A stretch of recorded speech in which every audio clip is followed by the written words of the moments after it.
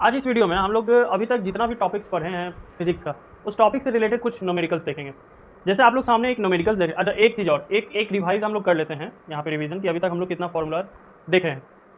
पहला फॉर्मूला हम लोग क्या देखे थे, क्वांटाइजेशन ऑफ चार्ज का, यानी Q is equal to n, ठीक है, जिसमें Q क्या था, चार्ज था, N क्या था, नंबर ऑफ इलेक्ट्रॉन, और E क्या था, चार्ज ऑन वन इलेक्ट्रॉन, और इसका वैल्यू कितना था, -1.6 इंटू 10⁻⁻19 कूलम, है कि नहीं। इसके बाद दूसरा फॉर्मूला हम लोग क्या देखे थे, I is equal to Q by T.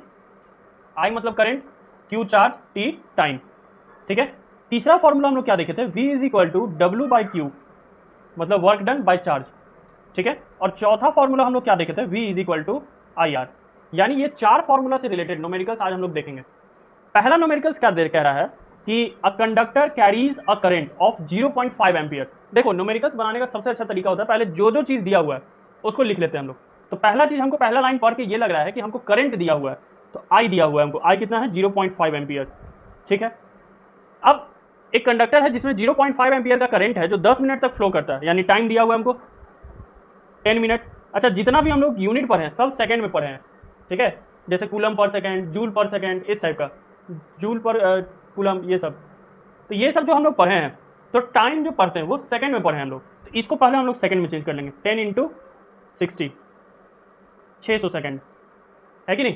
Time को हमने चेंज कर लिया। अब क्या पूछ रहा है, calculate the total amount of electric charge that flows through the circuit. यानी यहाँ पे हमसे क्या पूछ रहा है, चार्ज, कितना चार्ज होगा। अब देखिए मेरे पास तीन चीज़ है, आई, टी और क्यू। तो इन फॉर्मूला में देखो आई, टी और क्यू से रिलेट करता हुआ कौन सा फॉर्मूला है। पहला वाला में देखो Q is equal to n है, Q है लेकिन ना T है ना I है।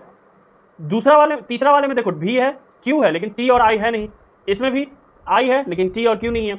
ये दूसरा वाला में देखो I भी है, Q भी है, T भी है, यानी इसमें हम लोग कौन सा फॉर्मूला लगाएंगे, सेकेंड वाला। तो सेकेंड वाला फॉर्मूला क्या कहता है, I is equal to current is equal to Q by T, है ना। लेकिन हमको निकालना क्या है, Q निकालना है, तो Q को यही रहने देंगे और I और T को हम क्या कर देंगे, क्रॉस मल्टीप्लाई, यानी Q is equal to I into T. अब I कितना है, I है 0.5 एम्पियर, T कितना है 600 सेकेंड, यहाँ से पॉइंट हटाए नीचे 10 आया, यानी 300 कूलम, 300 कूलम, ये आंसर हो गया। समझ में आया कि नहीं, कोई दिक्कत। हम लोग नेक्स्ट क्वेश्चन देखते हैं। अब ये हम लोग का नेक्स्ट क्वेश्चन है, ठीक है। देखो क्वेश्चन अगर बनाने का पूरी तरीके से प्रैक्टिस हो गया था तो पता चल जाएगा कि कौन सा फॉर्मूला है। नहीं हुआ है तो हम लोग बगल में फॉर्मूलाज लिख लेंगे, उसमें क्या है, Q is equal to n, ठीक है। सेकेंड क्या था, I is equal to Q by T, V is equal to W by Q, V is equal to I R, है कि नहीं। ये चार फॉर्मूला हम लोग लिख लिए। अब देखते हैं क्वेश्चन क्या कह रहा है, how much work is done in moving a charge of 2 coulomb. यानी हमको Q दिया हुआ है, चार्ज दिया हुआ है 2 coulomb, across 2 points having a potential difference of 12 volt. हमको V भी दिया हुआ है 12 वोल्ट। यानी क्या बोल रहा है कि 2 कूलम का चार्ज है, उसको एक पॉइंट से दूसरे पॉइंट पे ले जाना है, ठीक है, और उसका पोटेंशियल डिफरेंस कितना है, 12 वोल्ट। तो बताओ कितना वर्क डन हमको करना पड़ेगा। यानी हमसे क्या पूछ रहा है, W पूछ रहा है। अब देखो W, Q और V को रिलेट करता हुआ कौन सा फॉर्मूला है, ऑब्वियस थर्ड फॉर्मूला। W भी है, Q भी है, V भी है, बस यही वाला लगा देना है फॉर्मूला। तो W is equal to Q by sorry पहले V is equal to W by Q. यहाँ से W का फॉर्मूला क्या निकल जाएगा, V इंटू क्यू। तो V कितना है 12 इंटू Q कितना है 2, तो 24। क्या वर्क डन का यूनिट क्या होता है, जूल, JOULE, जूल, या J भी हम लोग लिख सकते हैं। समझ में आइए सेकंड न्यूमेरिकल्स। नेक्स्ट देखते हैं अब हम लोग। देखो ये क्वेश्चन से पूरा कंसेप्ट अब क्लियर हो जाएगा। क्या कह रहा है कि अ करंट ऑफ 0.4 एम्पियर, ठीक है, यानी यहाँ पे करंट कितना दिया हुआ है हमको 0.4 ampere, is drawn by the filament of the electric bulb for 20 minute. यानी एक बल्ब है जिसमें करंट कितना फ्लो कर रहा है 0.4 एम्पियर, कितने देर के लिए, 20 मिनट के लिए। तो टाइम कितना हो गया यहाँ पे 20 minute. Find the amount of electric charge, क्या निकालने बोल रहा है, तो इलेक्ट्रिक चार्ज निकालिए, कितना अमाउंट ऑफ इलेक्ट्रिक चार्ज उस सर्किट में फ्लो करेगा, ठीक है। तो हमको क्या निकालने बोला, Q निकालने बोला। फिर और क्या बोल रहा है, also find number of electrons, यानी कि उस इलेक्ट्रिक चार्ज में कितने नंबर ऑफ इलेक्ट्रॉन्स फ्लो कर रहे हैं, यानी कि हमको N फाइंड करने बोला है, N। तो पहले तो मेरा दिमाग होना चाहिए, पहले Q हम फाइंड करेंगे। तो Q फाइंड करने के लिए 20 मिनट को 20 सेकेंड में बदलते हैं हम लोग, तो 1200 सेकेंड, 1200 सेकेंड, ठीक है। अब Q इज इक्वल टू क्या होता है, Q I और T का रिलेशन क्या होता है, हम लोग यही देखे थे, I is equal to Q T, I is equal to Q by T, ठीक है। तो यहाँ से Q इज इक्वल टू क्या हो जाएगा, IT, देखे थे हम लोग। तो Q is equal to I T, ठीक है। तब नीचे इज इक्वल टू आई कितना है 0.4, टी कितना है 1200, पॉइंट हटा नीचे 10 आया, 0 से 0 खत्म, कितना आ गया 4 2 जा 8, 4 1 जा 4, 480 कूलम, 480 कूलम चार्ज आ गया, है कि नहीं। यानी चार्ज हमको पता चल गया।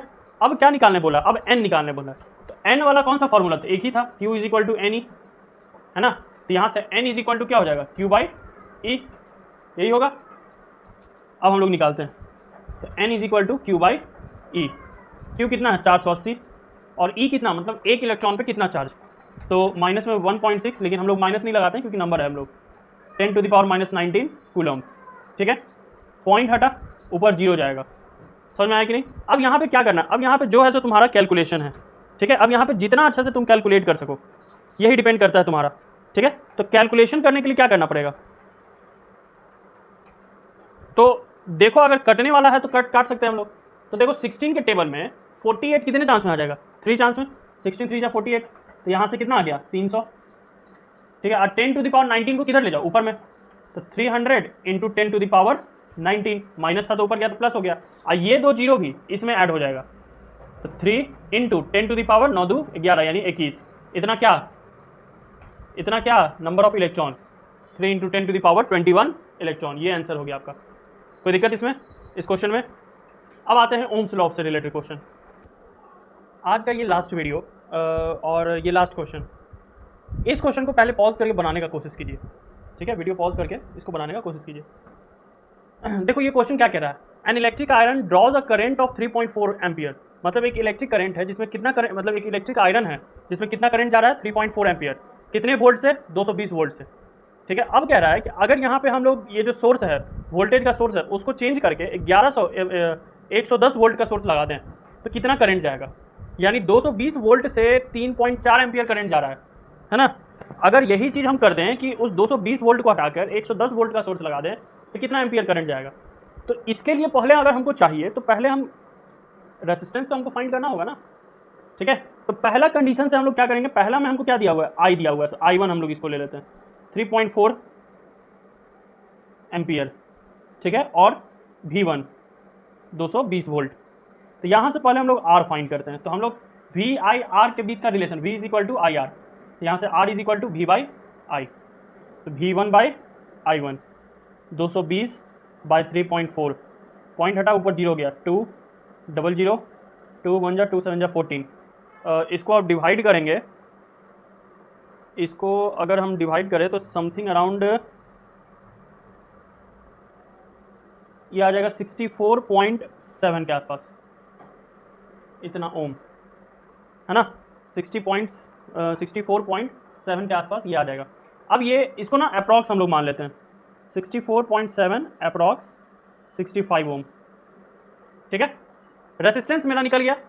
अब अगला कंडीशन में हमको क्या दिया हुआ है, अगला कंडीशन में हमको दिया हुआ है V2।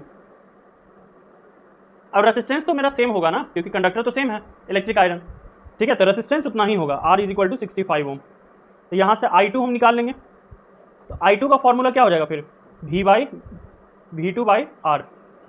V2 कितना है 110 बाई R कितना है 65, ठीक है। तो इसको भी कट करेंगे तो 5 2 जा 10, 5 2 जा 10, 5 1 जा 5, 5 3 जा 15, तो लगभग ये भी अगर हम लोग बात करें तो समथिंग अराउंड ये कितना आना चाहिए,